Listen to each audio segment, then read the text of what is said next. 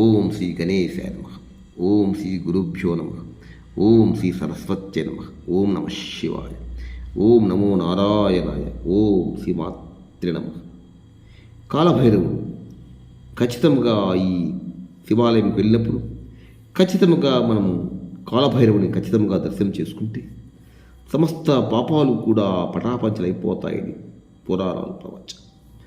ఒక్కసారి ఈ శ్లోకం గమనిద్దాం. దేవరాజ సేవ్యమాన పావనాంగ్రి పంకజం వ్యాలయజ్ఞ సూత్రమిందు శేఖరం కృపాకరం నారదాది యోగి బృంద వందితం దిగంబరం కాశికాపురాదినాథ కాలభైరవం భజే. దేవరాజ సేవ్యమాన పావనాంగ్రి పంకజం వ్యాలయజ్ఞ సూత్రమిందు శేఖరం కృపాకరం నారదాది యోగి బృంద వందితం దిగంబరం కాశికాపురాదినాథ కాలభైరవం భజే.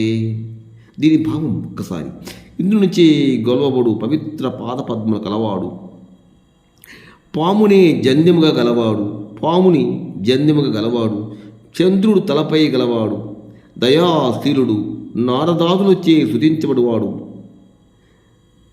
దశమలకు గలవాడు, కాశీపుర ప్రభువు కాలభైరునికి అయినటువంటి శివునికి కొలుతును. సో ఆ కైలాసపతిని కొలిచినట్టే కాలభైరవ స్తుతి అంటే ఏదో కాదు, ఆ పరమశివుడు సాక్షాత్తు ఆ సదాశివుడు స్మరించినట్టే.